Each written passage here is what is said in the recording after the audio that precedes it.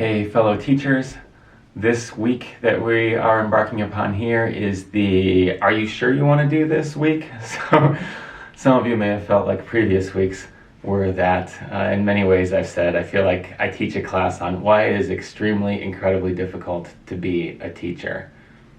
But this week just kind of piles a little bit more on that as we talk about financial considerations and what that looks like for us as teachers, and what might your plan be given financial difficulties. I know some students, their plan is their partner will support them, but I'll ask you to consider whether or not surrendering your financial independence in that way might be viable, both in terms of your psychological health and also in terms of your overall social stability.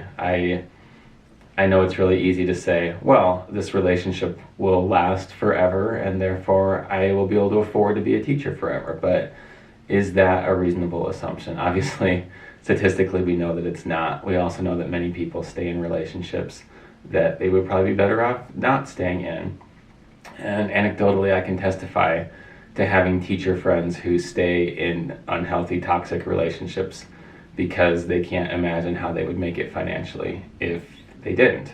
I'm not saying that they're making the right decision, but just pointing out that sometimes financial constraints add really other difficult constraints to your life that you may not consider. A lot of teachers are purchasing supplies for their students because they're faced with the really hard choice of teaching without those supplies or using their limited salary to purchase them. So what choices will you make in those scenarios? Where can you cut costs, if you will? And sometimes students think that this is being negative to bring up or to talk about. Let's just push that to the side. We don't even really want to think about the money question, but I think it's really huge that you have a plan. And when you search around for teacher salaries in different states, a couple things to note. One, Colorado is not doing amazing on that front. So if you want to stay in Colorado, just note that the financial constraints are tighter. And then two, you've got to factor that against housing costs. So when you think about it in these terms, Colorado is really doing a disappointing job. Again, I'm not saying don't be a teacher, but I'm absolutely not saying don't be a teacher. Education is so important. You all are so passionate. I'm really excited to see what wonderful work you will do, but I don't want you to go into it with naive or unrealistic expectations and then burn out right away. So let's go in with an eye on what we're really looking like. I gave you some articles about some of the things that teachers have faced, including like living out of their car, and I know that seems like hyperbole. Who would do that? But I mean, I can tell you as an adjunct professor, I've lived out of my car and couch surfed with friends for a while. I've stayed at my parents' house for random points in time.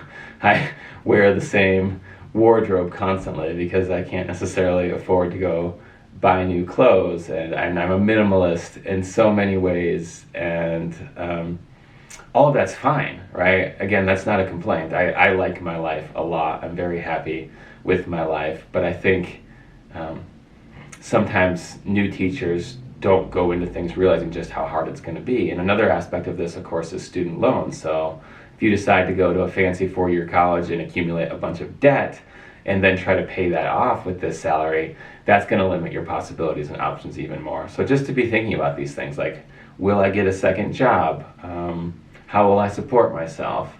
Will I be willing to live with roommates in an asbestos-filled apartment for a while, like my professor Mark did? Like, what choices am I willing to make in order to be able to do this job? And thinking realistically about that, I think, is very, very important.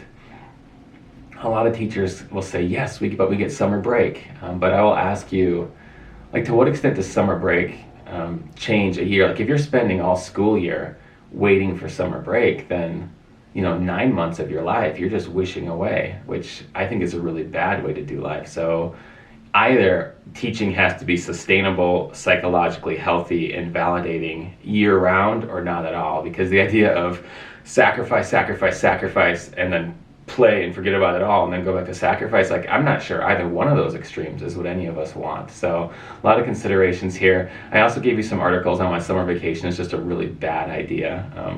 This never makes me popular either, so I thought, I'll just put all the unpopular material in 1 week here. But there's a lot to consider about, from a psychological perspective, why do we carry on these traditions that they're probably not good for teachers, and they're definitely not good for students, and they're really not good for certain students. So there's a discriminatory impact, a disparate impact in how summer vacation treats all of our students. As you can imagine, it treats some of our students much better than others, and our disadvantaged students become more disadvantaged when they don't have a classroom for several months. So a lot of interesting things to think about. Again, none of this is meant to be negative.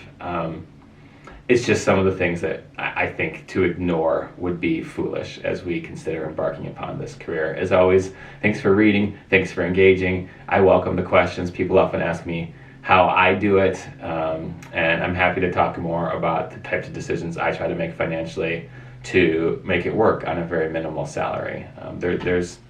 There's trade-offs, and there's things I can have and there's things that I can't have, and I'm comfortable with those trade-offs, but I want you all to be sure that you're comfortable with those trade-offs as well before you just say, oh no, X number of dollars will stretch really far in Colorado's economy. There'll be no worries at all. The story's more complicated than that, unfortunately. And so, yeah, let me know what you all think. I look forward to chatting with you on this material.